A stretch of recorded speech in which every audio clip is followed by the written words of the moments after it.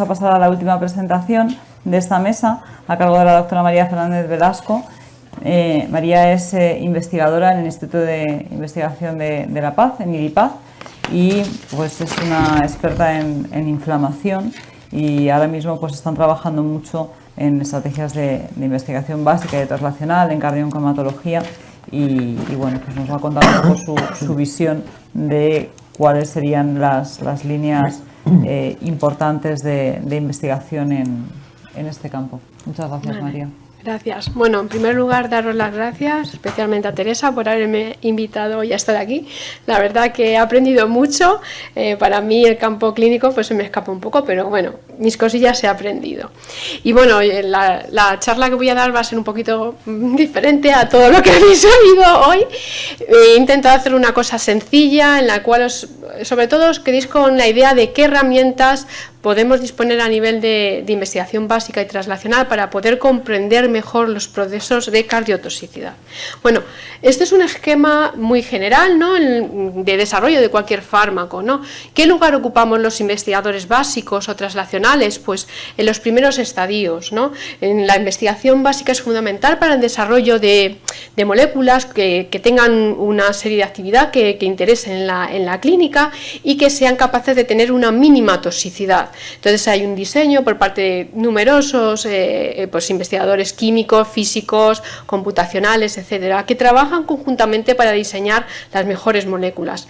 Y en un estadio posterior, pues ahí ocupamos un lugar los investigadores experimentales, ¿no?, en la investigación preclínica, donde probamos en numerosas plataformas, tanto animales, líneas de celulares, etcétera, etcétera, como voy a mostrar a continuación. Podemos testar cuál puede ser la dosis interesante, qué efecto tiene sobre el órgano diana y qué toxicidad conlleva ese tratamiento. Y luego, como conocéis mucho mejor que yo, pues viene la investigación clínica, ensayos de seguridad, de efectividad, de eficacia y la autorización de su comercialización. Y luego una cuestión muy importante es la farmacovigilancia, la vigilancia posterior a la comercialización, la identificación de posibles efectos adversos que también a nivel básico translacional podemos intentar comprender por qué se están produciendo, cuál es el mecanismo.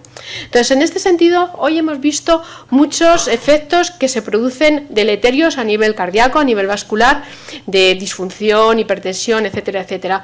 Y el investigador básico quiere conocer por qué. ¿Cuáles son los responsables de ese efecto que estamos viendo? Sobre todo a nivel íntimo, a nivel celular, a nivel molecular, cuáles son las líneas celulares fundamentalmente relacionadas con esa disfunción, con esas alteraciones estructurales que estamos viendo, ¿no? Pues ahí ocupamos un lugar. Además, también es importante averiguar, por ejemplo, pequeñas modificaciones sobre moléculas. Antes se ha hablado de la doxorubicina, de la epirubicina, que puede ser que con esa modificación química tengamos un menor efecto tóxico o no. Pero bueno, esos testajes, ¿no?, de cambios químicos o estructurales en moléculas, podemos ver realmente cómo afectan al efecto sobre el órgano diana y si producen una mayor o menor toxicidad, a qué dosis, etcétera, etcétera. Con lo cual, pues puede ser bastante interesante. A continuación, lo que os voy a poner son diferentes plataformas experimentales y para qué nos pueden servir, cuáles son las ventajas y las desventajas y cómo hemos evolucionado desde sistemas más sencillos a sistemas mucho más complejos que nos puedan dar una idea global de por qué se está produciendo esa cardiotoxicidad. Bueno, una herramienta fundamental en cualquier laboratorio básico son las líneas de cultivo celulares. Normalmente aquí pongo cardiomiocitos, es mi línea fundamental de trabajo, pero es, como sabéis, el cardiomiocito es la célula contráctil por excelencia y va a ser en muchas ocasiones las alteraciones a nivel de este fenotipo celular los responsables de la disfunción. Entonces veis ahí arriba del todo cardiomiocitos ventriculares neonatales de ratón. Son muy utilizados por su versatilidad, facilidad de realización, de obtención.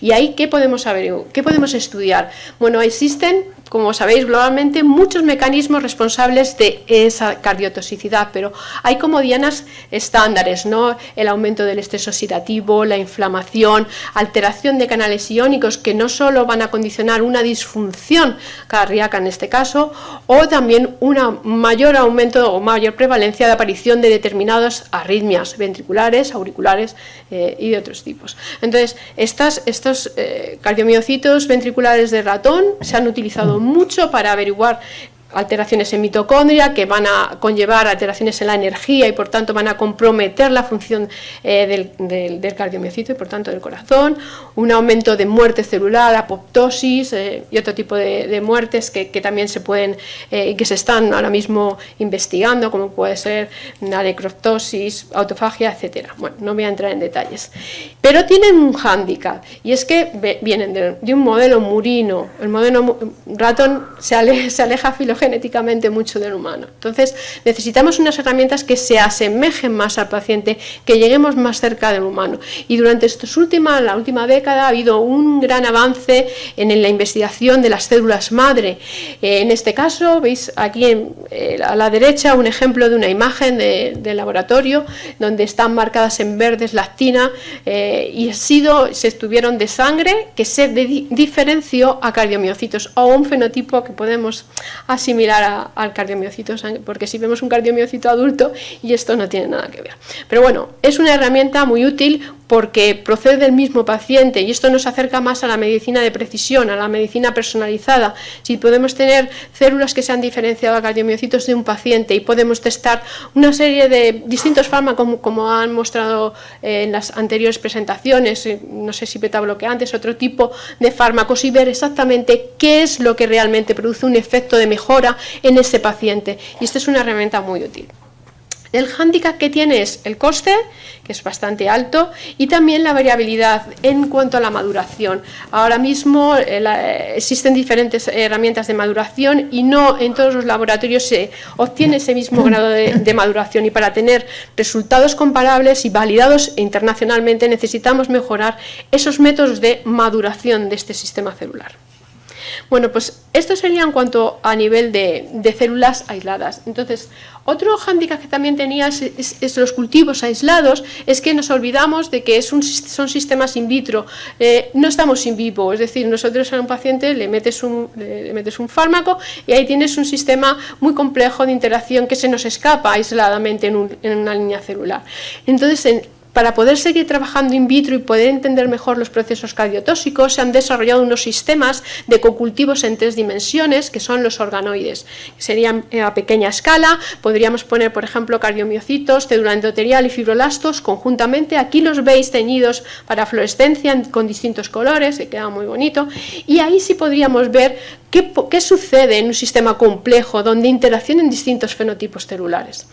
El problema que tiene esta técnica es que estamos en estadios muy preliminares de desarrollo, sobre todo a nivel cardíaco, y también las propiedades a nivel físico-químicas o, por así decirlo, mecánicas de contracción y relajación son muy limitadas. Entonces aquí en este sentido los físicos, bioinformáticos, químicos están trabajando para mejorar estas características y que sean más parecidas a lo que tenemos en la realidad. Luego un sistema muy clásico y que seguramente vosotros cuando se menciona la investigación básica os viene a la cabeza son los modelos animales, que nos han ayudado muchísimo a comprender por qué se están produciendo estos fenómenos, ¿no? Nos han ayudado a determinar fenómenos de toxicidad de puntos finales en cardiovascular y tenemos distintos sistemas, por ejemplo los pez cebra, que como sabéis son unos peces transparentes y se puede ver el corazón, se han utilizado mucho en desarrollo, en investigación en desarrollo, pero también son una buena herramienta para analizar fármacos cardioprotectores. El ratón por excelencia, hay animales transgénicos modificados genéticamente para distintas moléculas y nos pueden ayudar a identificar qué pasa en ausencia, en presencia, en una sobreexpresión de una proteína, cómo afecta la función bajo un determinado tratamiento antitumoral, con lo cual pueden ayudar bastante a comprender estos procesos a nivel íntimo. El conejo se ha utilizado también mucho a nivel de mecanismos vasculares, de toxicidad, también cardíaco, y durante los últimos años se han utilizado también el modelo porcino. El modelo porcino, como sabéis, a nivel cardíaco es el más cercano al humano y se están desarrollando sobre todo ensayos de toxicidad temprana. El modelo porcino es bastante caro y no hay estabularios en muchos sitios para cerdo, y tampoco luego tenemos una metodología de análisis de imagen o de función, como hemos podido ver esta mañana, imágenes tan bonitas, pero bueno, hay centros aquí en Madrid, hay el CENIC, por ejemplo, que sí lo tiene y pueden acceder a hacer este tipo de estudios. Lo importante en el caso de los modelos animales y que tenemos que tener muy en cuenta es, a la hora del diseño experimental, debemos contemplar qué especie estamos eligiendo, el sexo, la edad, la dosis, el tiempo y la vía de administración, para tratar, salvando las distancias que tenemos, a asemejarnos y acercarnos lo más posible al modelo clínico para que pueda ser algo más relacional, porque hay muchas veces, no nos olvidemos que nosotros también identificamos muchas dianas a nivel de modelos experimentales que luego al final no se pueden trasladar al humano, pero también nos pueden servir, partiendo de muestras humanas, identificar moléculas y desarrollar animales transgénicos, o en estos mismos probar activadores, inhibidores de esas moléculas y poder analizar qué pasa y cuál es su papel fundamental. Luego hay dos aproximaciones que ahora mismo también tienen mucho auge, yo creo que son muy importantes: los abordajes multiómicos, no solo en cardio, en todas las disciplinas, la utilización de la genómica, la transcriptómica, la proteómica, metabolómica, pues son fundamentales para identificar en las mismas muestras de los pacientes qué es lo que está pasando a nivel genético y cómo se traduce a nivel de proteínas que puedan estar alteradas bajo determinados tratamientos, y que esa disfunción proteica al final conduzca a un efecto deleterio cardíaco, como observamos a nivel estructural, que exista una hipertrofia o una disminución de la fracción de eyección o a la aparición de una miocarditis, con lo cual es muy interesante identificar dianas terapéuticas con estas herramientas multiómicas. El alto coste que tienen, la verdad es que estas técnicas son muy complejas, y luego eso es un hándicap, y luego otro aspecto fundamental es la validación, porque hay veces que nos perdemos entre la transcripción y la traducción y al final la función. Hay veces que hay procesos, ahora sabéis que hay mucha investigación en non-coding RNA, etcétera, etcétera, en los cuales pues tú identificas un cambio genético, pero no se traduce en una disfunción, o existe algo intermedio de microRNAs, etcétera, etcétera, que están condicionando la respuesta final, y no se debe fundamentalmente a ese cambio genético que estamos viendo, o a ese cambio en una proteína que pueda tener una modificación posttraduccional que haga que esa disfunción no sea directamente relacionada con el cambio que estamos viendo. Por lo tanto, es fundamental analizar en modelos experimentales y validar esos cambios genéticos. Y luego a mí me parece una herramienta muy interesante el uso de nanopartículas, precisamente para aumentar la especificidad y disminuir los efectos colaterales o no deseados de determinados fármacos. Si nosotros somos capaces de vehiculizar nuestro fármaco que queremos que llegue al órgano diana donde está el tumor sin afectar al resto, pues sería todo un logro. Entonces, realmente hay un gran avance en lo que es biomateriales y desarrollo de nuevos biomateriales para vehiculizar fármacos que puedan ser efectivos. El hándicap que tiene esta técnica es muy importante monitorizar la vehiculización de estas nanopartículas, que sepamos que realmente tengamos una forma de saber que llega donde tiene que llegar y tiene el efecto que tiene que tener. Y luego el desarrollo de estas partículas, de los biomateriales, tienen que ser unos biomateriales que no den procesos de toxicidad, es decir, en sí mismo procesos de alergia, etcétera, etcétera. Bueno, entonces en resumen, aquí había puesto unos ejemplos que, bueno, yo creo que pueden ser interesantes y ya los habéis nombrado, o sea que puedo ir rápido. Por ejemplo, en el caso de antaciclinas, ¿qué se ha estudiado? Las antaciclinas, como bien han dicho pues Pilar y otros investigadores que han hablado, son las más estudiadas, son las que se sabe más a nivel clínico, pero son las más estudiadas a nivel básico. Entonces, en este sentido se han utilizado líneas celulares, como hemos visto de ratón, las IPS, las células células madre y animales transgénicos para averiguar qué mecanismos relacionados fundamentalmente con estrés oxidativo, MAP quinasas, muerte celular, alteraciones iónicas que tengan un efecto sobre el cardiomiocito y la función, eso se ha visto y se han complementado con estudios multiómicos que nos hagan ser capaces de tener una idea global. Yo creo que es interesante este sentido de utilizar diferentes herramientas para tener una idea global. En el caso de los inhibidores de quinasas, se han utilizado también las IPS para ver los efectos deleterios, por ejemplo, de ER2, o en roedores también los inhibidores del VEGF o el PDGF, son dos factores de crecimiento, y ahí se han visto y se han identificado cuál es el papel íntimo a nivel intracelular que están modulando y que pueden ser responsables de esa disfunción. En el caso de las inmunoterapias también se han utilizado estas herramientas, líneas celulares, IPS, y se han visto cuál es el efecto que están regulando. En este sentido, por ejemplo, los roedores son muy interesantes porque hay roedores que tienen marcados las líneas inmunes en fluorescencia y es capaz de seguir qué pasa o tienen mutaciones que hacen que tengan una línea celular inmune que no la posean, las puedes activar, desactivar, etcétera. Entonces, esos modelos murinos son muy interesantes en este sentido. Y luego la posibilidad, por ejemplo, en el caso de cultivos celulares, de cultivar célula inmune y célula cardíaca y ver qué pasa con ese cross-breeding, qué pasa cuando se pone este tipo de fármaco. Existe una serie de condicionamientos.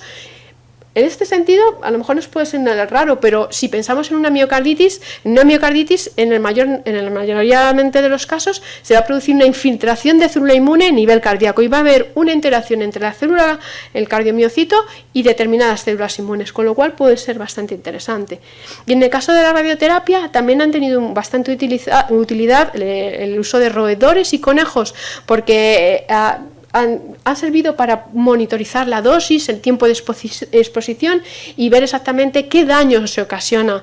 Y también en el caso de los cotratamientos que muchas veces, pues como bien sabéis, se da en la clínica, que es la quimio y la radio conjuntamente en distintas combinaciones, distintas formas, distintas dosis, distintos tiempos y ver exactamente qué pasa con eso. Por ejemplo, en un ratón. Pensar que en un ratón también se puede hacer resonancia magnética, podemos obtener de un ratón, hacer tinción histológica, hacer análisis molecular, funcional, de cardiomiocito, de contracción, de movimientos de iones por registros electrofisiológicos o de registros de intracelulares de calcio, con lo cual tienes una combinación, te puede dar una idea muy global de qué es lo que está pasando, pero como digo, luego siempre intentar validarlo en un número mayor de plataformas experimentales que tienen una idea global. Entonces, en conjunto, pues bueno, yo creo que el uso de distintas técnicas en función de lo que vayas a estudiar puede ser muy útil, desde las líneas celulares, análisis genéticos, análisis en animales, eligiendo el que sea el más adecuado a la elección o el que tengas disponibilidad en el laboratorio. Y pues bueno, yo creo que dentro de esos grupos multidisciplinares en los que los clínicos formáis, sois los más importantes, pero yo creo que nosotros también podemos tener cabida y podemos contribuir a conocer mejor el proceso cardiotóxico, a identificar nuevas dianas terapéuticas y bueno, yo creo que entre todos podemos mejorar un poco este campo. Gracias.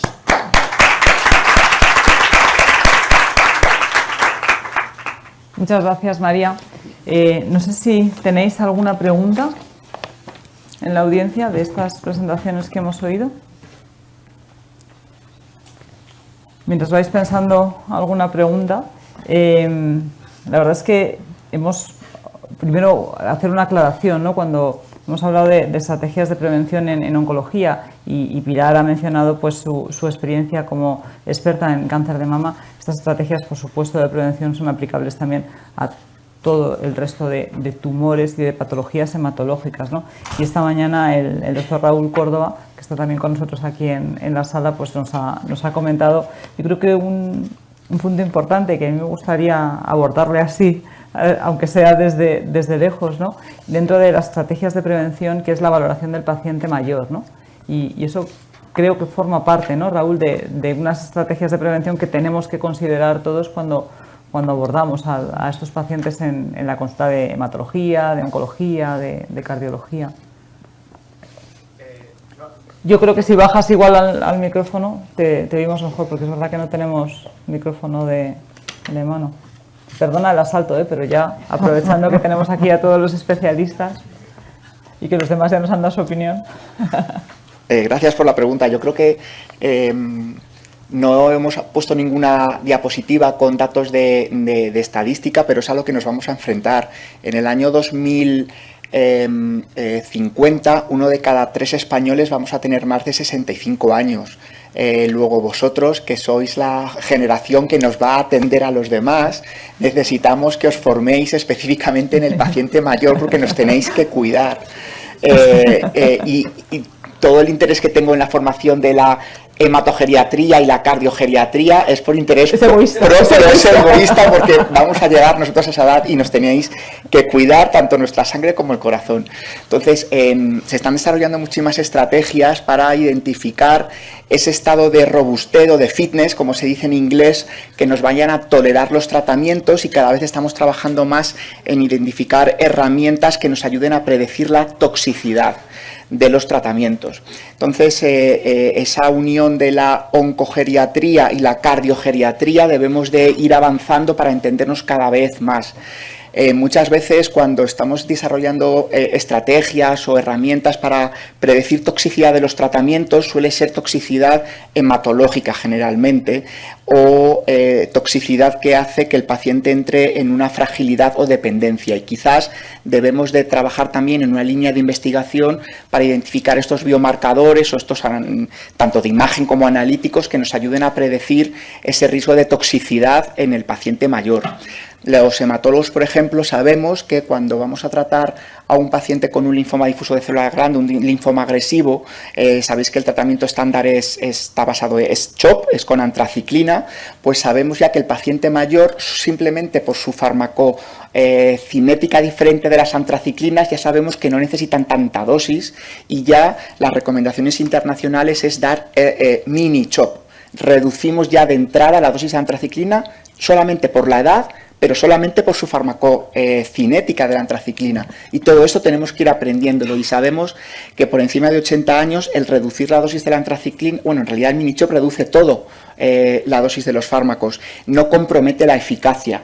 Es decir, da igual dar un CHOP que un mini-CHOP por encima de 80 años, y sí vamos a reducir complicaciones. Y en el paciente mayor vamos a poder seguir teniendo el objetivo de curación. Entonces, una cosa que hablamos tú y yo siempre mucho es cuál es el objetivo de tratamiento con mi paciente. Y el objetivo también puede ser la curación en un paciente de 80 años. Si es un paciente que está fit, que tiene una expectativa de vida muy prolongada, no tiene que ser un tratamiento paliativo. A lo mejor se beneficia de su tratamiento con antraciclinas, de una consolidación con una radioterapia si le queda o por masa bulky o por persistencia de captación en una masa mediastínica. Tenemos que individualizar muchísimo, y en esa individualización tenemos que hablar todos y sentarnos en una mesa, y en esa mesa decir, mi paciente que está en el centro, ¿qué puedo aportar yo? Y creo que el sentarnos y el hablar de interdisciplinaridad es fundamental, y creo que nos tenéis que ayudar los cardiólogos a tratar de definir ese fitness cardíaco y cómo monitorizar este posible deterioro de la función cardíaca en un paciente potencialmente curable con una neoplasia hematológica. Ya, yo creo que eso que has comentado es súper importante, y otra cosa básica en la que el equipo se tiene que poner de acuerdo es en los objetivos de tratamiento, ¿no? Porque muchas veces, a lo mejor incluso en enfermedades metastásicas, que sabes que no las vas a curar, pero los pacientes a lo mejor pueden estar 10 años con tratamiento, ¿no? Y tenemos la experiencia, por ejemplo, de las mamas, ¿no? Que a lo mejor necesitan trastorno durante mucho tiempo. Yo creo que tenemos, y vosotros la verdad es que como hay muchos oncólogos y hematólogos aquí en la audiencia es más fácil, pero los cardiólogos teníamos un poco hace tiempo, y yo creo que igual lo seguimos teniendo, la sensación de que si es un cáncer metastásico se va a morir del cáncer, y que nosotros no tenemos que hacer nada más desde el punto de vista de la cardioprevención, ya que se apañe el oncólogo como pueda y deje de pedir ecos, por favor, ¿no? Pero yo creo que el concepto, ¿no?, de superviviente de cáncer está cambiando, y hay muchos pacientes que viven con cáncer muchos años, y esos pacientes pues hay que también modular estrategias adecuadas de cardioprotección, porque su prolongación de supervivencia depende de que podáis continuar, ¿no? Tanto pues en las leucemias crónicas o en las mamas metastásicas el tratamiento, ¿no? Yo creo que ahí eso sí, vamos, que es un concepto que los cardiólogos tenemos que interiorizar, ¿no? Y no debemos de olvidar meter en ese objetivo o en esa discusión del objetivo de tratamiento al paciente. Por supuesto. Creo que estamos cambiando mucho la forma de hacer medicina y creo que debemos de ya dejar de hacer esta medicina paternalista, tan paternalista como hacíamos antes, sino también involucrar al paciente en la toma de decisiones. Y el paciente no puede tomar decisiones si no lo has informado bien. Entonces, ahí también tenemos que jugar un papel muy importante todos, los oncólogos, hematólogos, oncólogos radioterápicos y el cardiólogo a la hora de ver qué expectativas, para no crear una falsa expectativa en el paciente y que el paciente también tome una decisión de tratamiento. Y siempre que hablamos de esa decisión compartida de qué es lo que vamos a hacer, nosotros que estamos intentando implantar estos procesos en la Fundación Jiménez Díaz, el paciente siempre nos dice, pero ¿y usted qué haría?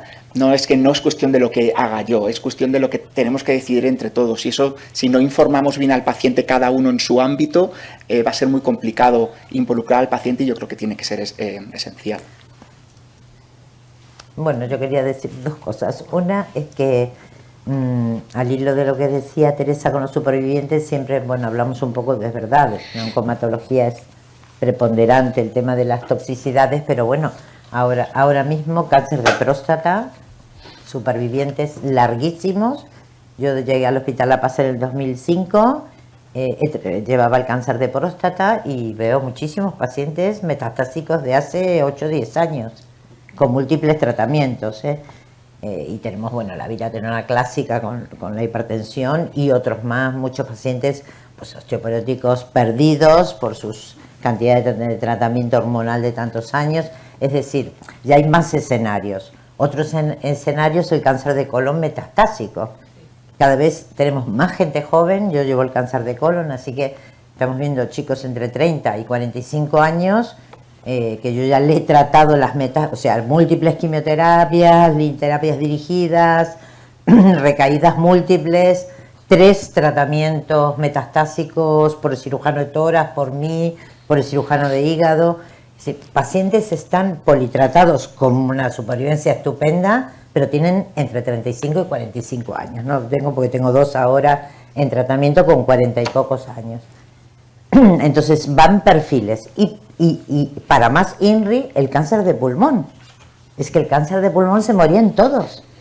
Ahora mismo, bueno, ya sabéis que hay terapias dirigidas, hay una estadificación, no diría más precoz porque el screening está fallando y eso es un problema oncológico, pero bueno, hay mucho tratamiento radioquimio secuencial, pero mejor concurrente para la supervivencia, pero bueno, todo conlleva la toxicidad, eso por un lado, o sea que cada vez es mayor la población de pacientes oncológicos, no solo más ancianos, sino muy politratados y jóvenes, Y luego, lo siguiente es la idea un poquito más americana de informar al paciente a través de unidades de atención.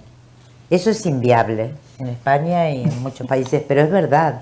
Es decir, una unidad donde está pues el cirujano, el oncólogo, y se le informa al paciente, porque yo no sé vosotros, los más mayores, pero cuánto tiempo uno dispone para informar al paciente como debe ser. Es muy complicado. No sé qué pensáis, pero los cardiólogos yo también veo que corren todo el día, es decir, no sé, la información es fundamental, sí. Pero ¿dónde está la herramienta que nos permita a los clínicos a dar una información coherente? Coherente y que comprenda al paciente. Hay muchos pacientes que no comprenden nada, de verdad, y quiero decir, esa es la práctica clínica, porque también los residentes tienen que, como una esponja, ¿no?, absorber pues la experiencia de los mayores. A ese respecto de la toma de decisiones compartidas, una estrategia que se está haciendo a nivel internacional y que estamos intentando implantar nosotros en colaboración con otros hospitales en Madrid, es no tenemos tiempo o suficiente en tiempo, es proporcionar información al paciente, que el paciente a través de una aplicación o de algún dispositivo que cacharree y que vaya eligiendo cosas y que finalmente con lo que vaya viendo de las opciones de tratamiento y de las posibles complicaciones que puede tener, elija más o menos qué es lo que está dispuesto a asumir y luego eso, ya en la consulta puedes discutir con él concretamente lo que él te ha marcado. Por ejemplo, se está trabajando en cáncer de recto, el hecho de si se hace una amputación perineal o no, radioterapia si no, cirugía si no, quimioterapia si no, y las consecuencias que eso puede tener. Y el paciente va viendo de si me hago esto, ¿qué me pasa? Si me hago esto, ¿qué me pasa? Si hago esto, ¿qué me pasa? Y luego esa conversación con su oncólogo o con su cirujano va como más guiada. Más dirigida. Entonces, y también ayuda a ganar un poquito de tiempo porque el paciente le da tiempo a pensar a cuáles son las posibles consecuencias de su decisión en algo tan importante como me opero de un recto o me doy radioterapia, o en el caso de un linfoma me doy una antraciclina, no me la doy, qué consecuencias voy a tener de porcentajes de curación, problemas cardiovasculares a largo plazo. Es decir, todo eso el paciente debe estar informado, y yo creo que somos también responsables nosotros de dar esa información.